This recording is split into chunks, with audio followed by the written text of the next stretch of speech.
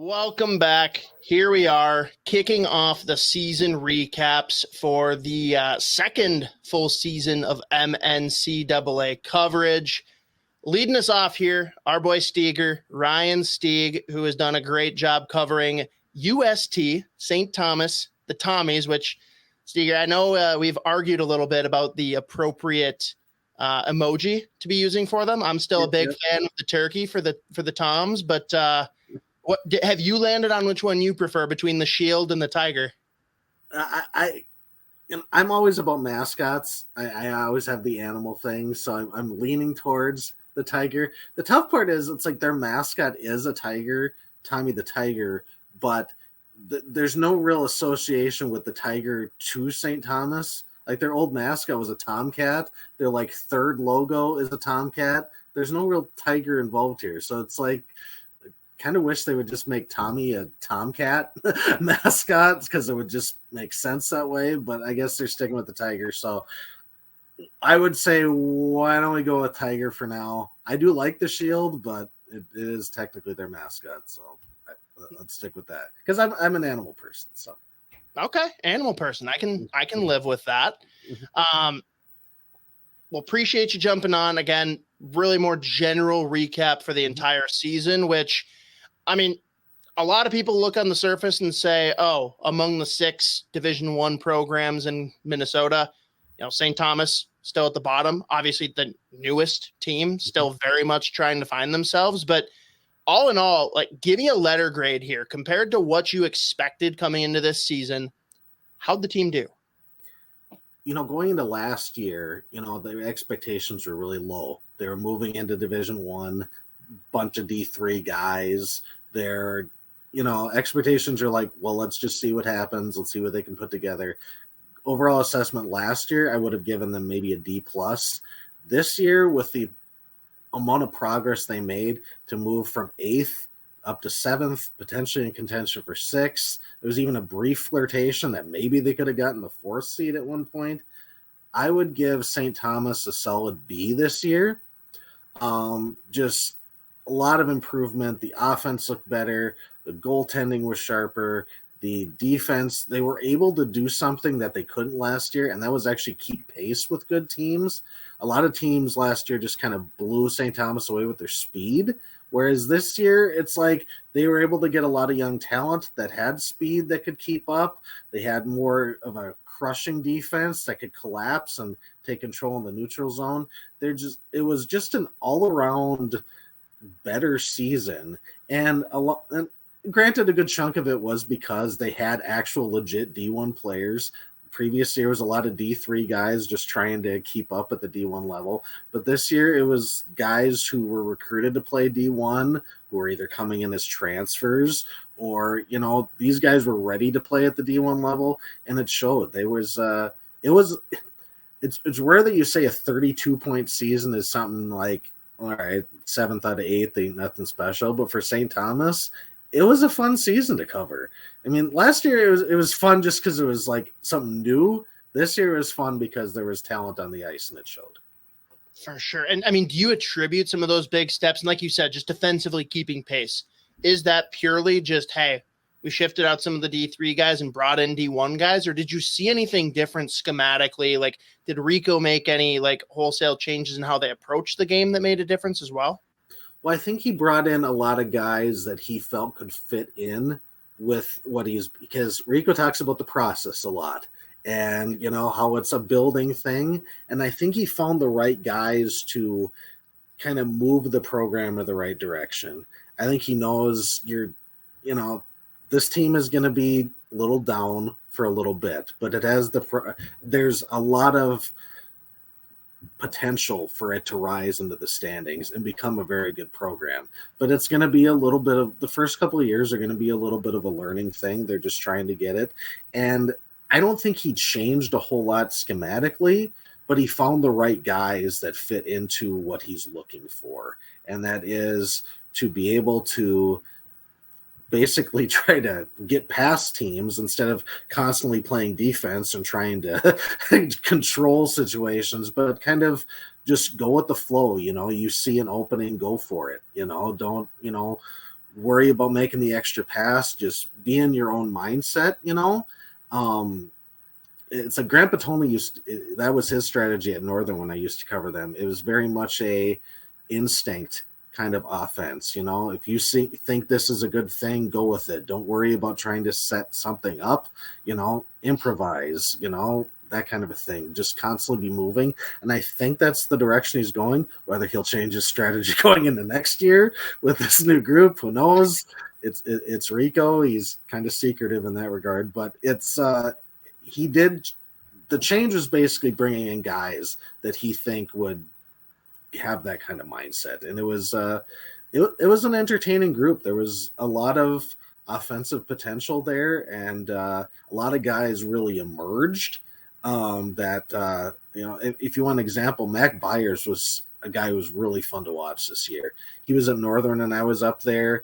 He kind of had to fight for playing time because Northern, when he was there, Northern was a very upperclassman, a lot of depth.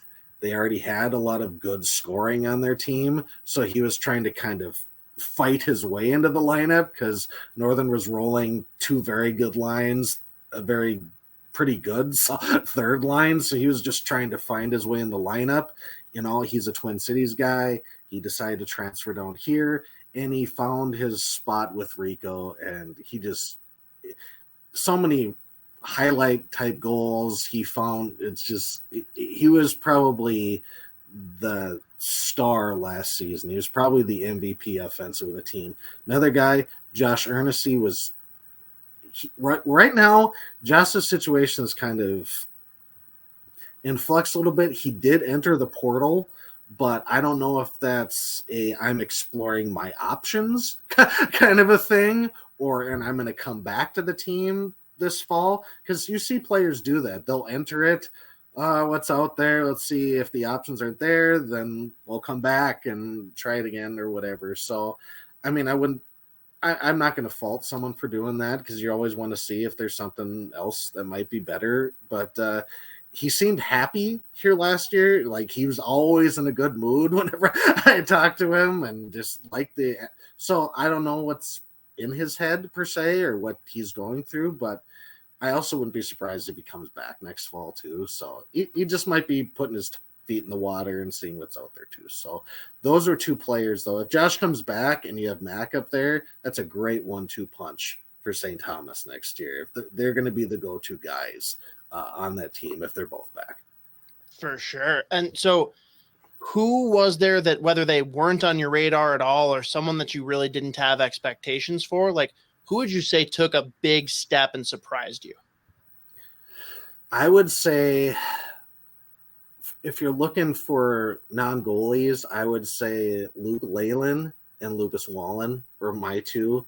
They're coming in as newcomers, and it takes some time for freshmen to adjust.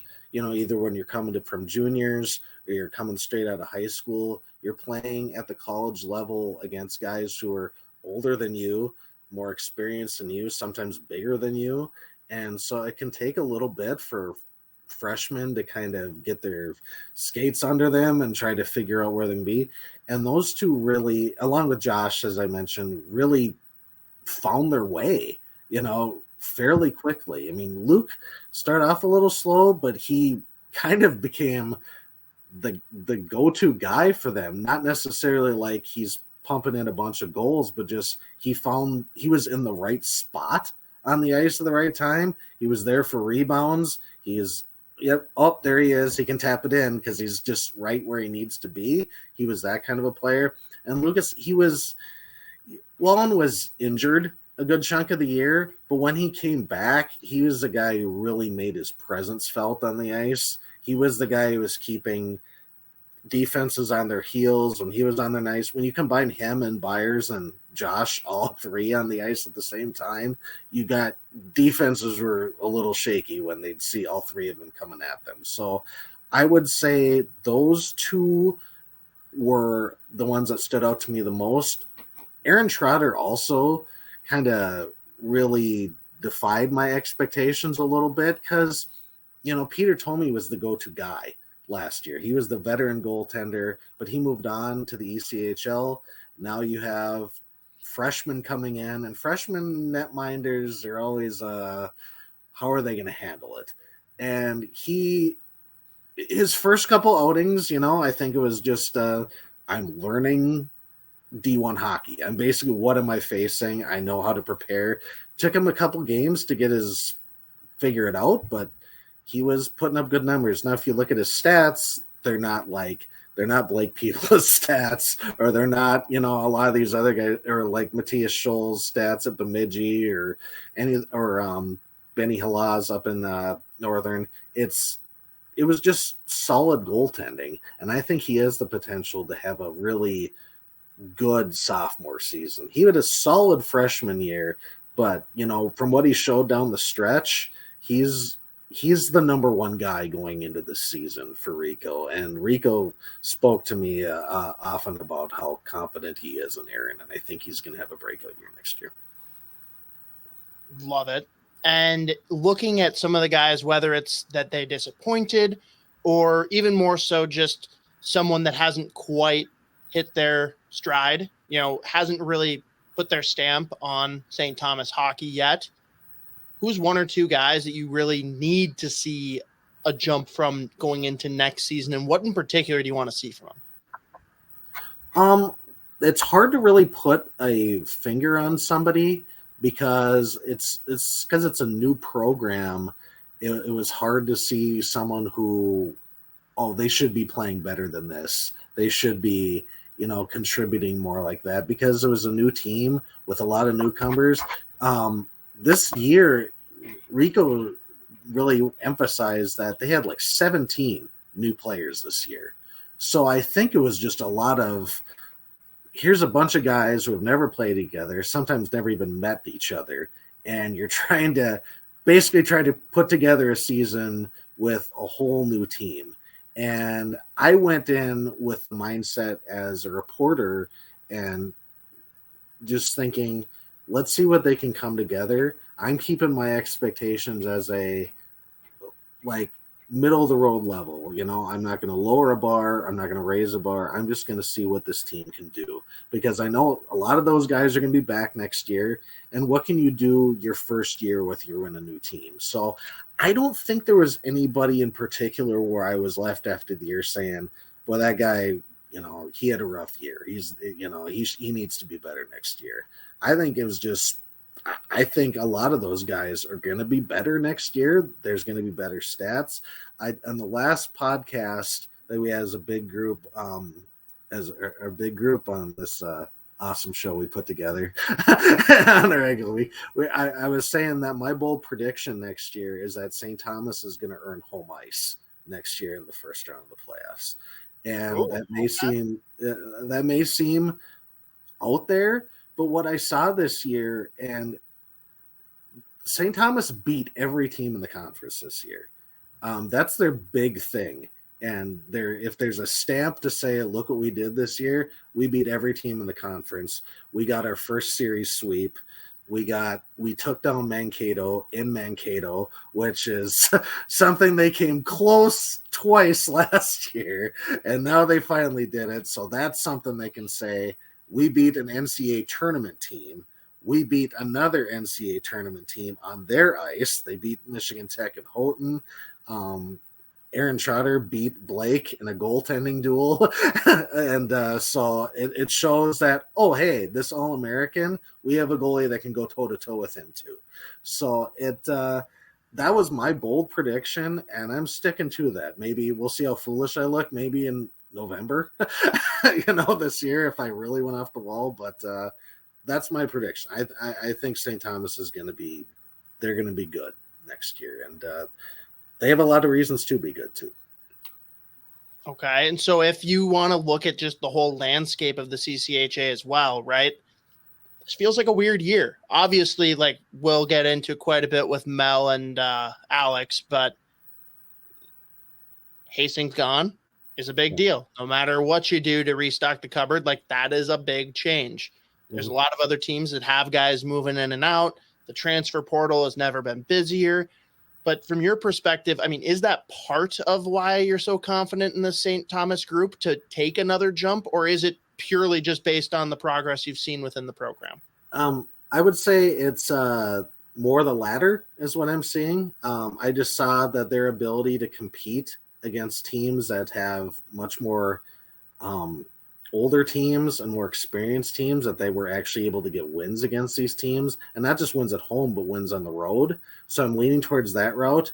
With Mankato, losing Hastings is a blow for them. It's I know some fans are trying to minimize it and saying like, oh, we'll reload, we're Mankato, we'll be fine.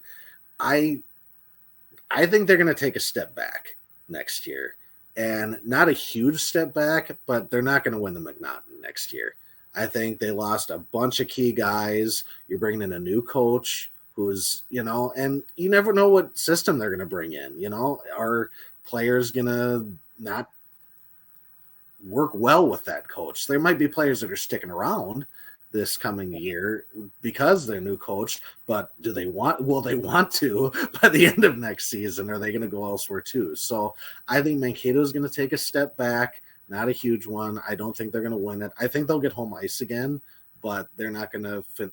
I mean, they barely got the McNaughton this year. They had to hold off Michigan Tech at the wire. So I don't think that's going to happen.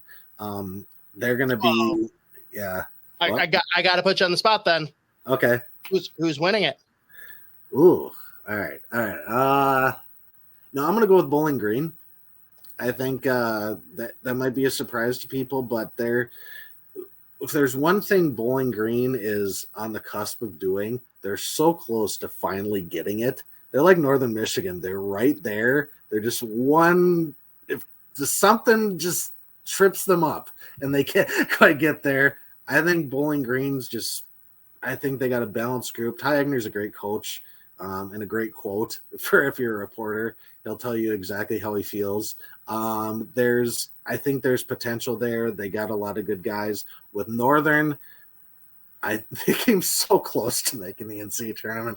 That was a heartbreaking loss for me as a writer, and I do not have a card in any of these games. I could not care less what happens in any of these games. I just go with that mindset.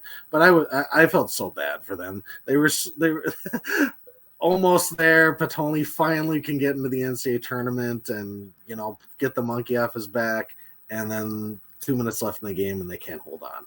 So they are losing some guys, a lot of veteran players. Vanderbeck's off in the ECHL, who is their big offensive star. David Kiefer's off. Alex Fry is gone. And a lot of that is just they've aged out. They've either graduated or they've realized my COVID eligibility is done. I basically am moving on from this point on. They're getting a good Andre Gontos coming back. He's going to be probably their offensive guy next year. He's going to be back. The goalie situation seems to have been figured out, so I think they're going to be fine there. If Northern can find the scoring depth that they've had the last 3 years, get that kind of thing, I think they'll be right up there. But I think Bowling Green's probably overall the team that has the capability to win the McNaughton. That's the tough thing with preseason predictions, because it's like I laugh when we do preseason polls when USCHO and College Hockey News does that stuff, because you're just like, you're kind of basing it entirely on last season, and it's two different. It's going to be a different team, and you're kind of going off of reputation too. So it's tough with preseason polls, but I think Bowling Green's the most equipped right now. Still a lot of flux with the portal. We'll see what happens if we get new guys or who leaves. But I think also the CCHA was a jumbled mess this year. There were so many good teams, and coaches would talk to me about how balanced it is and how you can't take a weekend off. Everybody can beat everybody. Lake State, for as bad of a year as they had, they could still get wins. They could still surprise people. So I think it's going to be the same clump together next year too, and the standings are going to be really tight. There's not going to be no breakaway winners. So there's your other bold prediction for going in, is that it's going to be pretty much the same thing as with last year. Love it. And I don't know, Steger, if you are as plugged in or following the, all the different commits that are coming out now. But awesome to see that St. Thomas is finally landing some of the more intriguing fish in state. Any in particular that have popped up that you are particularly interested in, even if they're a couple of years out, or is that something you're not following quite as closely? I'm not quite focusing too much on that. I like to really focus on the team that's really going to be here now. Prospects are fun to talk about, but I like to focus on what's going to happen this year, not what's going to happen like 2 or 3 down the road. But as I've said before, St. Thomas is going to be good next year. Rico's already working the portal. We talk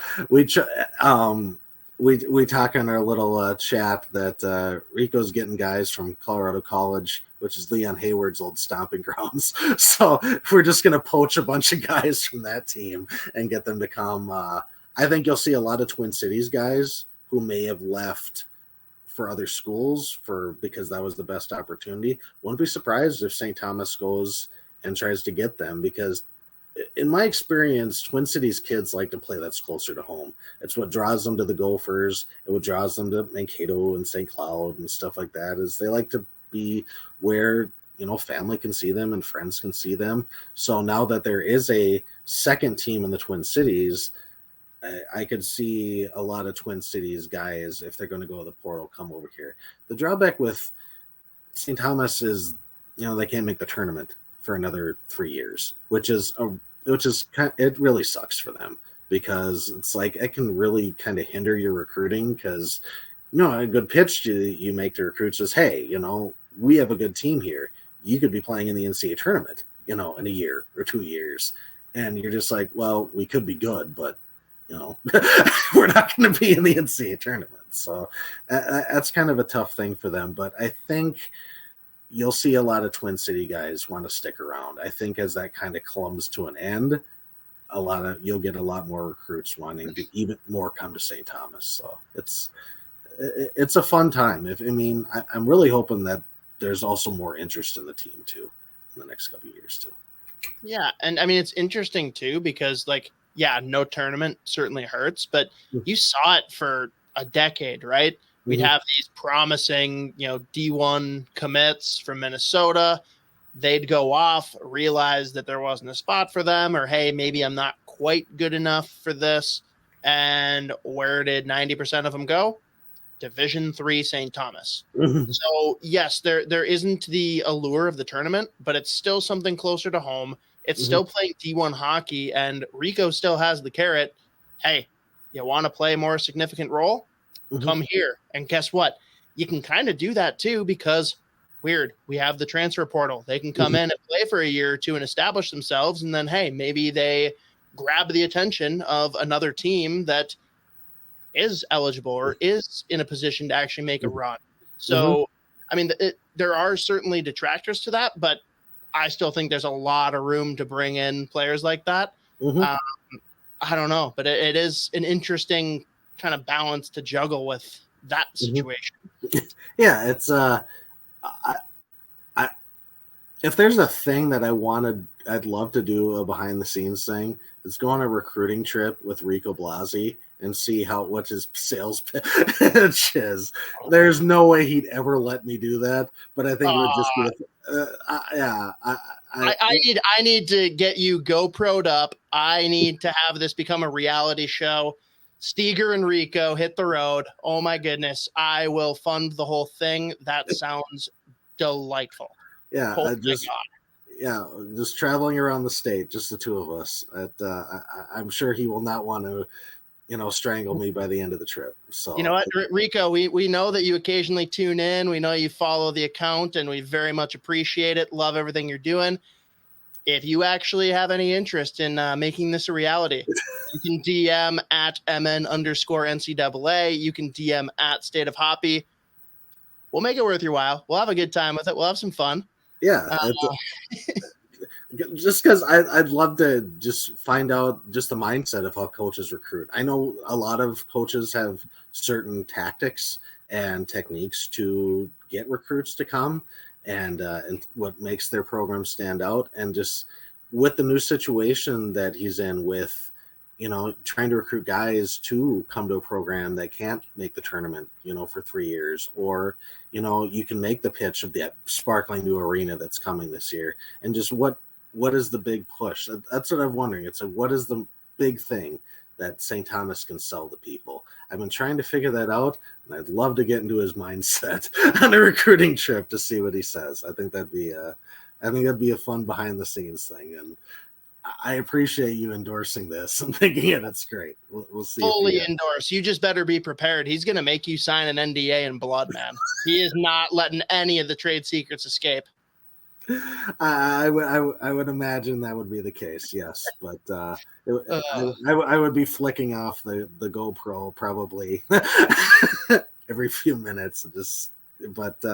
Yeah, I think that I'd love to know what his strategy is. I think that'd be a fun thing. But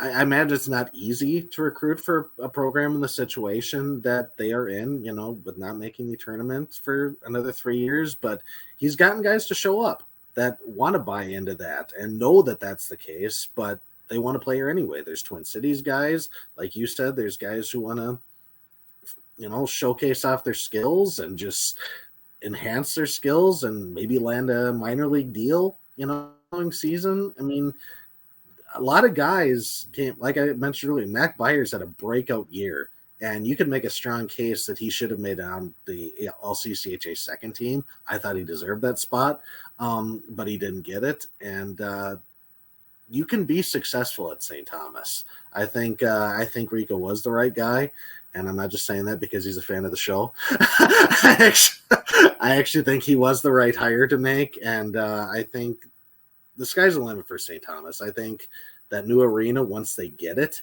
is going to be a huge thing. I think a lot of people are going to want to play there. It's kind of like, you know how the Ralph sells itself for UND? Ralph Engelstad Arena is just like, here, you can play here. There's our sales pitch. We're a good team, and you can play in this palace and be like the main show.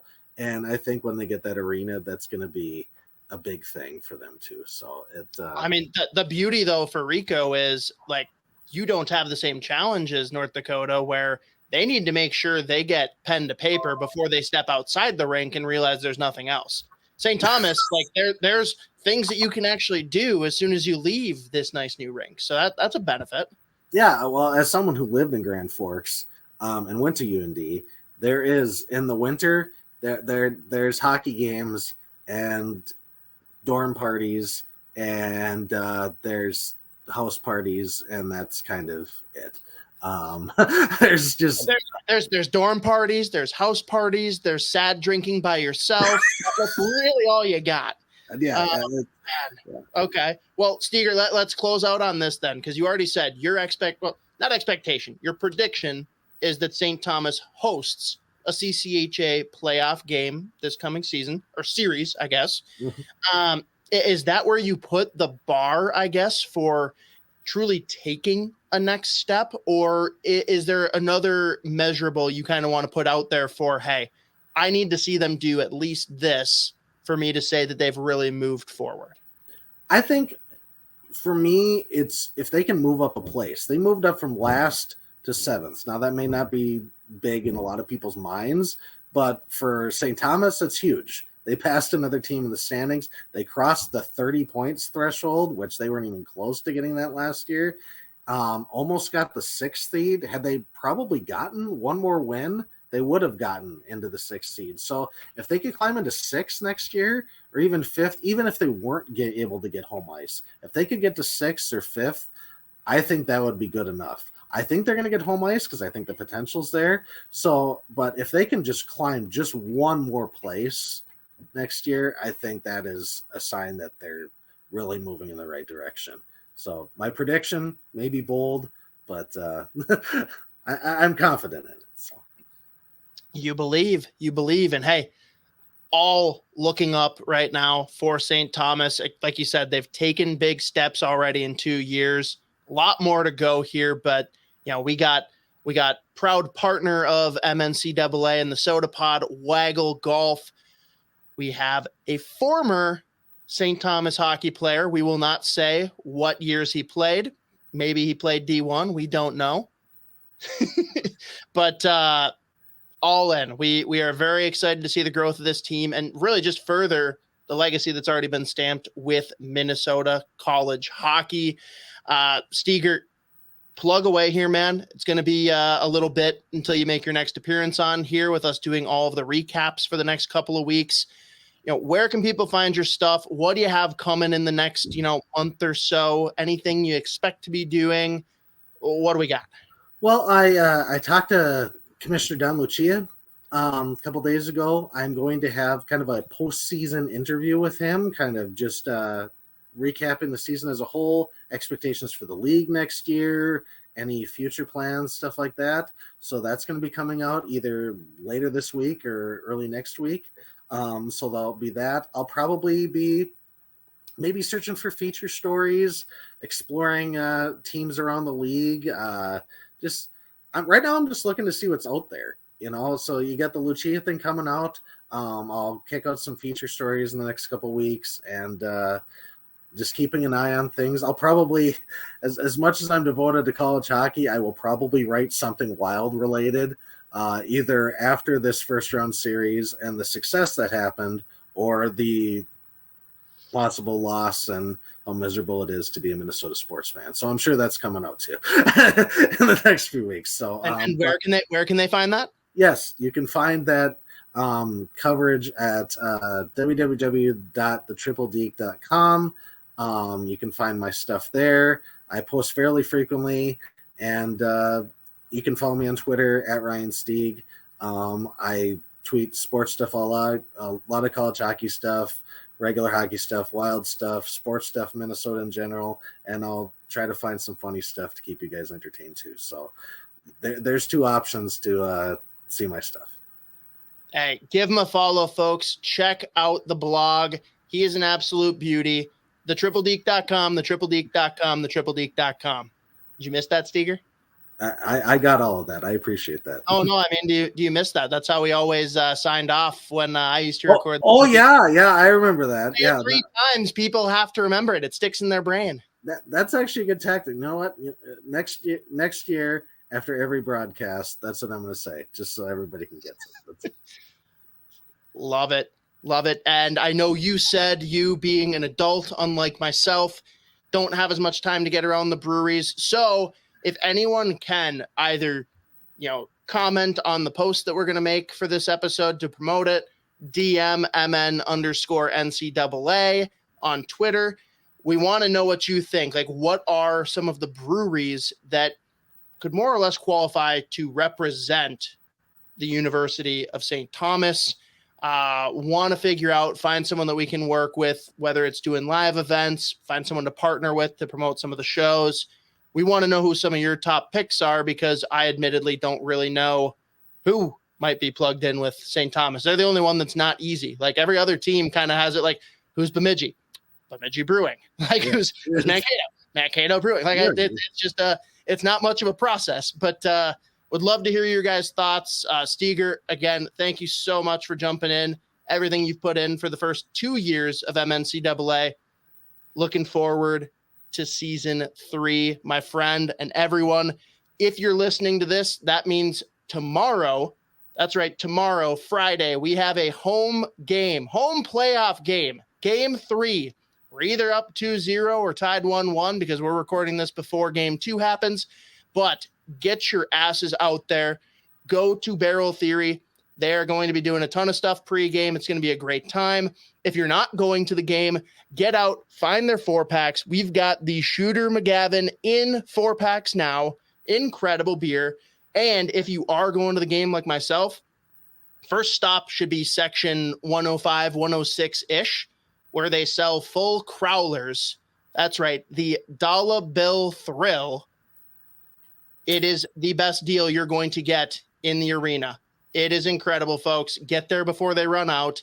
But support our friends, and they will certainly, in turn, support you in the community. Steger, cheers, buddy. Yep. Have a good one, everybody. Be sure to check out my stuff. TheTripleDeek.com, TripleDeek.com, TripleDeek.com.